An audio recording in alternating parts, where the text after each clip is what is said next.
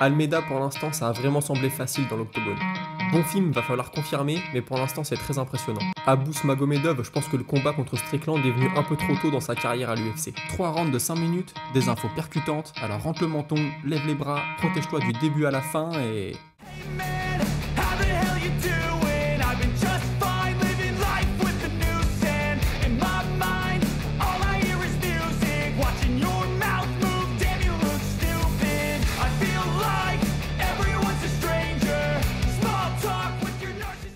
On est lundi 30 octobre 2023 et c'est le moment MMA. Et salut à tous, aujourd'hui émission spéciale sur l'UFC à venir qui va opposer Almeida à Lewis. Alors normalement c'était Curtis Blades contre Lewis. Blades étant out du combat, Lewis prend le short notice. Je suis pas très confiant pour lui, même s'il y a peut-être 2-3 points où je peux lui donner un avantage. Je vais y revenir, je vais surtout vous présenter Almeida et on parlera aussi de quelques combats de la carte principale qui je pense méritent qu'on y jette un petit coup d'œil. Alors écoutez, Jailton Almeida, il débarque à l'UFC au Dana White Contender Series en 2021. Il est champion poids lourd du Thunder Fight. Honnêtement, c'est une organisation que je connais pas vraiment. Mais voilà, quand il débarque à l'UFC, il est champion poids lourd léger. Et son premier combat au Dana White Contender Series va être en lourd léger. Il montera un petit peu par la suite en poids lourd. Mais voilà, il faut savoir qu'il arrive, il est en lourd léger. Il a combattu en poids welter, en poids moyen. En poids lourd, il était retourné en poids lourd léger. Et là, actuellement, il combat en poids lourd à l'UFC. Je pense que c'est vraiment la bonne catégorie pour lui. En tout cas, c'est là où il performe très très bien pour l'instant. Pour en revenir à ce premier combat au Dana White Contender Series, je dirais que dans tous ses combats à l'UFC, c'est le combat dans lequel il a eu le plus de mal. Il est tombé sur un adversaire qui était très bon en sambo, du coup, qui a pu contrer ses amenés au sol, qui a pu être fort dans le clinch. C'est vraiment la force d'Almeida. C'est un pur grappleur, très honnêtement. Donc c'était un combat quand même assez disputé. Il s'était imposé par soumission au deuxième round. Il avait été signé à l'UFC par la suite. Son premier combat à l'UFC, il va le faire en light heavyweight. Il va gagner au premier round par KO. Alors je vous le dis, c'est un grand and pound. Il met son adversaire au sol et il le finit en grand and pound. KO au premier round et depuis, il est monté en poids lourd. Il a fait 3 finishes au premier round et 1 au deuxième. Alors il y a eu des soumissions et il y a eu encore une fois un TKO sur un grand and pound. Écoutez, franchement, très impressionnant, Almeida. Quand il vous colle au sol, c'est fini. Honnêtement, il n'y a rien à faire. Debout, je dirais qu'au haut niveau, à l'UFC, on n'a pas trop eu de réponse. Attention, il commence ses combats toujours de la même façon. Il envoie 1 ou 2 front kicks, parfois un front kick au visage. Et ensuite, c'est le takedown. Un takedown explosif, il va chercher très bas, très très bas.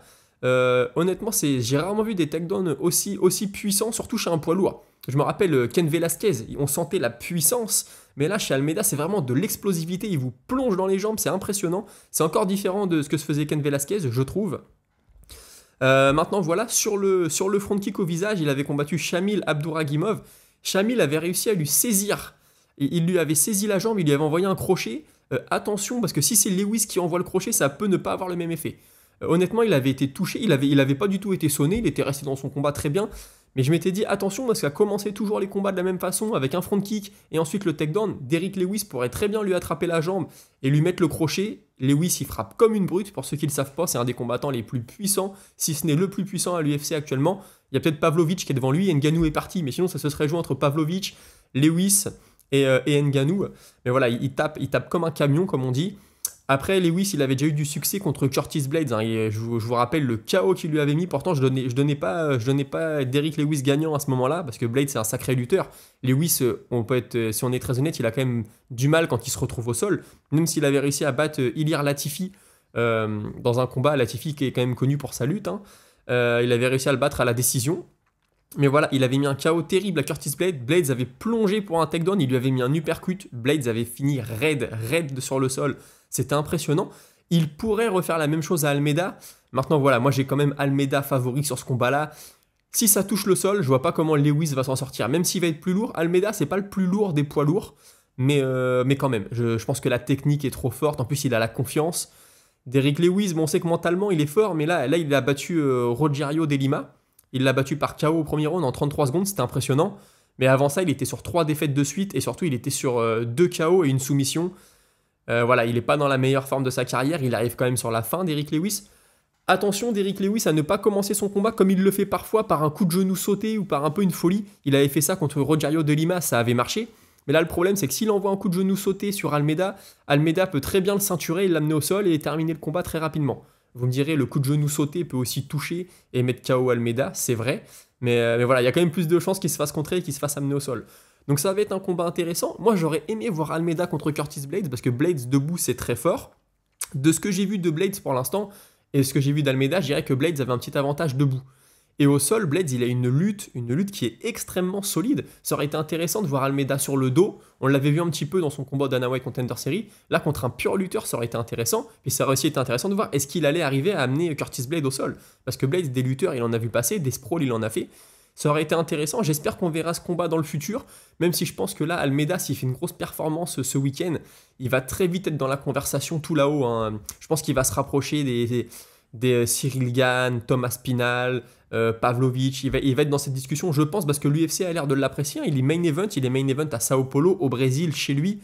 Donc c'est une très bonne chose pour lui. Écoutez, la réponse, on l'aura samedi soir. Vous l'aurez compris, moi, je vais y aller avec Almeida, parce que je pense que la différence au sol va être beaucoup, beaucoup trop forte. Il y a un autre facteur, c'est que Derrick Lewis, il n'a jamais été au bout des 5 rounds. Il a été déjà dans des main events, il a aussi combattu pour le titre contre Daniel Cormier, je le rappelle. Il n'a jamais été au bout des 5 rounds. Est-ce que son cardio pourrait tenir sur 5 rounds? Je ne sais pas. Vous allez me dire, Almeida, on ne sait pas non plus. Oui, c'est vrai, Almeida, on ne sait pas. Mais bon, au vu de son physique, je donnerais peut-être un petit avantage à Almeida. Vous me direz, il ne faut pas se fier au physique, mais quand même. Derrick Lewis, par contre, il peut être dans le show jusqu'à dans le 3e round. Je rappelle qu'il avait mis KO Volkov au 3e round dans un combat, pourtant qu'il était loin derrière, hein. Il était totalement dominé. Il arrive à mettre KO Volkov à la fin. Très très fort de sa part. Donc écoutez, ça serait l'occasion pour Almeida d'accrocher un gros nom. Là, le plus gros nom de sa carrière, c'est Jairzinho Rozenstruik, qui est connu pour être un bon kickboxer. Bon bah écoutez, il l'avait amené au sol, il l'avait terminé au 1er round. Je me souviens, Jairzinho Rozenstruik, quand il se fait soumettre et que voilà, l'arbitre intervient, la soumission est terminée, il relève la tête, il a un petit sourire, il a l'air de dire j'ai même pas compris ce qui s'est passé, ça a été trop vite, ça a été trop fort. C'était un pur aveu de faiblesse, aveu de défaite, ce que vous voulez.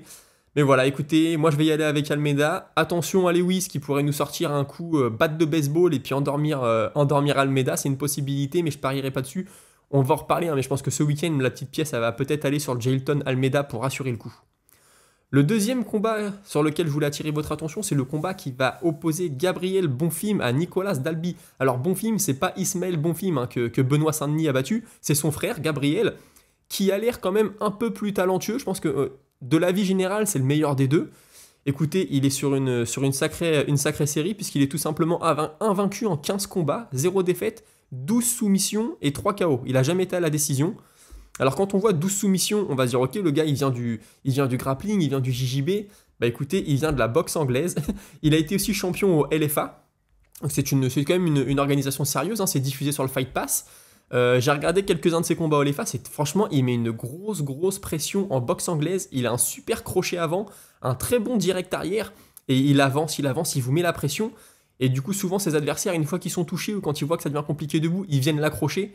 Et là, c'est dangereux parce qu'au sol, il a un sacré game de soumission. Il a un jeu complet de soumission. Il débarque à l'UFC au Dana White Contender Series en 2022. Combat, je dirais, tout comme Almeida, ça a été son combat le plus dur à l'UFC. Il combat un adversaire qui est très grand, qui a une grande allonge. D'ailleurs, pendant le combat, le commentateur dit s'il est signé à l'UFC, ce gars-là, ça va être le plus grand poids welter de l'UFC. Et on voyait que son allonge posait quelques petits problèmes à Bonfim, mais il a réussi quand même à trouver la soumission au premier round. Une magnifique soumission, j'ai rarement vu ça à l'UFC. Si vous voulez, il y a Bonfim qui rentre pour un takedown, il se fait contrer en guillotine. Donc il est pris dans la guillotine, son adversaire est sur le dos, lui il est dessus. Et là, il arrive à sortir en demi-garde. Et de la demi-garde, il passe son bras sous la nuque de son adversaire et c'est lui qui vient l'étrangler en étant toujours pris dans la guillotine. Ça, c'est un truc que tu vois dans les salles de JJB quand c'est une ceinture blanche qui tourne avec une ceinture marron et que la ceinture marron a un peu envie de s'amuser, a un peu envie de prendre des risques. Et bah là, lui, il l'avait fait au très haut niveau. Moi, ça m'avait impressionné. C'est suite à ça où je suis retourné voir ses combats au LFA parce que je ne connaissais pas avant ça. Et je m'étais dit, ah ouais, d'accord. Le gars, c'est un très bon boxeur. Il est à 5-0 en boxe professionnelle, 5 victoires, 0 défaites.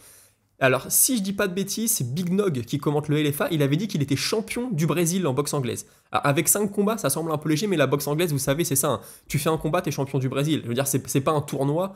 En France, quand il y a les championnats de France, des fois, en un combat, t'es champion de France de boxe anglaise professionnelle. C'est pas sur un tournoi, c'est sur un combat. Un combat pour le championnat. Donc, c'est possible qu'il soit champion du Brésil. Moi, j'aime beaucoup son style debout, très agressif. Et en fait, je pense qu'il est confiant debout, il est confiant au sol, ça va être un vrai problème. Hein. À l'UFC, il est sur 2 victoires au premier round, une en 49 secondes, une en 1 minute 13, 2 soumissions, 2 guillotines. Honnêtement, il sait très bien contrer les takedowns avec les guillotines. Quand il est au sol, sur le dos ou sur le dessus, il est très impressionnant. Moi, vraiment, j'ai hâte de le voir progresser. C'est une catégorie, les welter. Il y a quand même de la place. Il y a quand même de la place pour se hisser là-haut. Maintenant, face à lui, il va avoir Nicolas Dalby. Dalby, le Danois, qui lui était champion intérim poids welter au Cage Warrior. Il a combattu pour la ceinture undisputed, j'ai envie de dire, la vraie ceinture des poids welter. Combat qu'il était en train de dominer et qui s'est terminé sur un no contest parce que les deux étaient en sang. Et le tatami, la cage, était ultra glissante et Marc Goddard avait décidé d'arrêter le combat au 3e round parce que ça devenait trop dangereux. Alors on ne sait pas ce qui se serait passé, c'était un combat qui était prévu en 5 rounds, mais là cette fois-ci ça s'est arrêté au bout de 3. Moi je trouve que c'était une sage décision de la part de Marc Goddard, il avait été sifflé par la foule, forcément qu'il voulait voir un combat qui allait jusqu'au bout. Mais écoutez, là ça devenait vraiment dangereux, ils avaient plus d'appui, ils tombaient au sol. Donc le combat s'était terminé sur un no contest. Ensuite, il débarque à l'UFC. Premier combat contre Alex Oliveira. Alors Alex Oliveira qui n'était pas tout jeune à l'époque, mais il a survécu au sol face à Alex Oliveira. Il a gagné le combat à la décision. Alors Dalby, je vous le dis, c'est pas le combattant le plus fun à voir dans la cage. Hein. Honnêtement, il est sur un 22-4. Il a 12 victoires à la décision. Moi, je dirais que c'est un combattant qui est bon partout, qui n'excelle nulle part. Son point fort, c'est peut-être son high kick. Il a un bon high kick qui passe souvent, faudra se méfier. Et puis c'est sa lutte debout, au corps à corps. Quand il est en danger, il a tendance à venir t'accrocher, à venir te coller contre la cage et à marquer des points comme ça. Son sol n'est pas mauvais, hein, puisqu'il a quand même résisté au sol face à Warley Alves. Il s'était retrouvé sur le dos, il s'en était bien sorti. Pareil contre Alex Oliveira, il s'en était très bien sorti. Donc écoutez, il a une défaite contre Tim Means à l'UFC. C'était un combat plutôt serré, voilà. Dalby, honnêtement, tu sais jamais ce qu'il va amener, tu sais qu'il va faire traîner le combat. Il prend pas beaucoup de risques. Il s'appuie beaucoup sur sa lutte, sur le travail contre la cage. Ça va être un bon test pour Gabriel Bonfim. Honnêtement, le combat a lieu au Brésil. Bon, Gabriel Bonfim, il va être chez lui, forcément. Je pense que j'ai peur que Dalby soit venu pour faire briller Bonfim, mais ça va être un sacré test. Moi, je ne donnerais pas Dalby si perdant que ça, parce que Dalby peut faire traîner le combat. Bonfim, il n'a jamais été à la décision. Donc attention à ça, ça peut être très dangereux. Est-ce que Dalby peut amener Bonfim au sol? Oui, je pense. Bonfim, on l'avait vu au LFA, je crois que c'était son dernier combat. Il avait été touché à la fin du premier round, vraiment touché. Hein. Il s'était retrouvé à terre. Il avait eu un combattant très fort, une ceinture noire de JJB dans le dos, qui avait commencé à amorcer un étranglement. Il était resté très calme. Pourtant, il était touché. Il avait une ceinture noire de JJB dans le dos, qui avait amorcé son étranglement. Il est resté calme. Il a réussi à s'en sortir. Donc, honnêtement, je ne vois pas Dalby terminer Bonfim. Bonfim, je pense qu'il peut terminer Dalby, par contre. Mais attention à ce que Dalby nous fasse pas un combat chiant à regarder, à tourner, hop, à venir le coller contre la cage, etc. Maintenant, je vous ai dit que la force de Dalby, c'était de venir te coller contre la cage en clinch. À chaque fois que Bonfim, on vient le coller, il arrive à vous amener au sol. Ça sent pas bon. En général, si tu viens coller Bonfim, il va se passer quelque chose, en général, de pas très bon pour toi. Maintenant, est-ce que Dalby va le faire mieux que les autres? Dalby, il est très puissant, il dégage une grosse force. Quand il t'attrape, tu sens qu'il est fort. Donc écoutez, ce combat-là, je vais le suivre de près. Je mettrai quand même ma petite pièce sur Gabriel Bonfim, mais c'est peut-être un peu tôt dans sa carrière. Je veux dire, c'est peut-être un peu tôt pour dire la victoire est assurée. On ne sait pas, il y a encore des inconnus. Qu'est-ce qui va se passer si le combat dure un peu? Je ne sais pas. Dalby, on sait qu'il a les 3 rounds dans la caisse, sans problème. Gabriel Bonfim, on peut avoir un petit doute. Maintenant, c'est sûr que Bonfim, dans le futur, je le vois faire quelque chose de beau à l'UFC, avec une telle boxe et un tel sol. Son sol lui donne la possibilité d'être confiant dans sa boxe, de se lâcher un peu plus, parce qu'il sait que s'il se fait amener au sol, il a des réponses. Et puis voilà, franchement, combattant très, très bon à suivre. Je pense que ce combat va être excellent. Même si j'ai peur que Dalby puisse le pourrir un peu, en venant coller à la cage, en tournant, en n'allant pas vraiment à la guerre. Il peut rendre le combat chiant. Écoutez, on n'a pas la boule de cristal. La réponse samedi soir. Le dernier combat sur lequel je veux attirer votre attention, c'est le combat entre Caio Borralho et Abou Magomedov. Alors Abou, son nom complet, c'est Abou Soupiane. Il est plutôt appelé Abou, c'est beaucoup plus simple. et voilà, alors Caio Borralho, son visage doit vous parler. Il y a un petit engouement autour de lui. Voilà, il a un personnage bien particulier. Il est à 14-1, 4 KO, 4 soumissions, 6 décisions. Face à lui, Magomedov, il a débarqué à l'UFC sur la même carte que Cyril Gane Taichuvasa. Combat qui remporte par KO au premier round. Il envoie dès le début, ça a duré 19 secondes. Il arrive, il envoie un front kick au visage, l'adversaire tombe au sol et il va le finir en ground and pound. Ça avait été très impressionnant. Tout de suite, tout le monde s'était emballé autour de lui. Après ça, il a attendu quasiment 1 an pour recombattre et ça a été un combat contre Sean Strickland. Alors là, il avait été catapulté. Premier round, il est très dangereux. Il va vraiment dominer Strickland. Il va même réussir à lutter Strickland, à se retrouver dans son dos. Strickland se relèvera. Et puis au deuxième round, il s'écroule. Écoutez, franchement, c'est Strickland qui met la marche avant. Et là, Magomedov, on ne sait pas ce qui se passe. Est-ce qu'il est touché? Est-ce qu'il y a quelque chose de cassé, un nez cassé? Je ne sais pas. Mais en tout cas, Strickland va lui rouler dessus et va le terminer. Donc tout l'engouement qu'il y avait autour de lui, c'était un peu réétouffé. Moi, je pense personnellement que le combat était venu un peu trop tôt dans sa carrière à l'UFC. C'est déjà un vétéran, Magomedov, hein. Il a quand même beaucoup de combats. Il est sur 25-5. Il a combattu dans pas mal de ligues. Si je devais le décrire, je dirais que c'est un bon striker. Il a des frappes précises et puissantes. Il a pas mal de KO au premier round. Honnêtement, c'est un gars qui il tape pas dans la garde, il tape pas dans le vide. Dès qu'il tape, il touche, très souvent. Il est bon en pied-point, il a une lutte qui est solide. Maintenant, on va revenir à sa lutte parce que Caio Borralho en face, moi, je le considérais plutôt comme un grappleur. De ce que j'ai vu de lui à l'UFC pour l'instant, je le considérais comme un grappleur. Il va gagner ses combats au sol. Debout, il est très sautillant. Voilà, il bouge beaucoup. Il a la garde un peu basse. Moi, je ne lui conseillerais pas de rester debout devant Magomedov. Magomedov peut le mettre KO sur un coup ou sur un enchaînement. Il peut le toucher, il est très précis. Je lui conseillerais d'aller au sol. Maintenant, la question que j'ai, c'est est-ce que Magomedov au sol peut avoir le dessus sur lui? Écoutez, là j'ai un doute. Honnêtement, j'ai un doute. J'en ai pas vu assez de Magomedov au haut niveau pour savoir ce que ça va donner contre Borralho. Mais maintenant, Borralho, je pense que la clé, elle est au sol. Emmener le combat au sol, prendre une position dominante, essayer de prendre le dos, faire traîner les choses, ne pas chercher la soumission tout de suite, gagner des points. Je pense que c'est là que va venir le salut pour Borralho. S'il reste debout, j'ai peur que sa garde un peu basse et ses mouvements de tête parfois un peu hasardeux lui valent de prendre un KO. Ce qui est sûr, c'est que ça va être un combat très scruté, ça peut être un combat très fun, très très fun, ça peut partir dans tous les sens. Au sol, de ce que j'ai vu pour Magomedov, même si j'en ai vu très peu, il peut avoir de bonnes transitions, ça peut être une belle bagarre au sol, ça peut être une belle bagarre debout, même si je pense que Borralho a tout intérêt à l'esquiver. Écoutez, j'ai pas grand chose de plus à dire sur ce combat. On y reviendra vendredi dans le petit défi pari qu'on se fixe. Ce combat-là, je parierai pas. Honnêtement, ça peut partir trop d'un côté ou de l'autre. J'ai trop de questions sans réponse du côté de Magomedov. Est-ce que le haut niveau, c'est trop pour lui? Est-ce qu'on a été ébloui par une performance à l'UFC Paris qu'on ne reverra pas à l'UFC? Je ne sais pas. Caio Borralho, écoutez, il n'est pas encore tombé sur un os. Hein. Il n'a pas encore tapé des très très gros noms, même s'il a battu dernièrement par soumission. Alors là, excusez-moi, je vais écorcher son nom. Michal Oleksiejczuk. Désolé pour la prononciation. C'est un combattant qui est à l'UFC depuis un petit moment déjà. Qui est bon, honnêtement, qui est pas le nom le plus ronflant, mais qui est un bon combattant. Le battre, ça veut quand même dire quelque chose. Donc écoutez, je mettrai pas de pièce sur ce combat-là, ça peut trop partir d'un côté ou de l'autre. Retenons que si ça reste debout, avantage Magomedov. Si ça va au sol, je dirais avantage Borralho, mais je suis pas sûr. Hein. Je suis pas sûr parce que la lutte de Magomedov, il s'entraîne beaucoup à à l'ATT, excusez-moi, American Top Team. Donc des lutteurs, il en a vu passer. Donc écoutez, on verra. Retenons de cette carte qu'on va suivre de près la performance de Jailton Almeida qui peut être catapulté en haut de la catégorie poids lourd, je pense, en cas de victoire. Gabriel Bonfim, écoutez, je pense que lui, c'est pareil au vu de son style de combat. En plus, ça va être au Brésil, chez lui, la foule va être derrière lui. Il peut rapidement rentrer dans des conversations très intéressantes. Nicolas Dalby, quant à lui, écoutez, je dis que c'est pas terrible, que je suis pas fan, mais il est quand même sur 3 victoires de suite. Il a qu'une défaite à l'UFC. Il en avait une deuxième qui avait été tournée en no contest parce que son adversaire avait été contrôlé positif suite à un contrôle antidopage.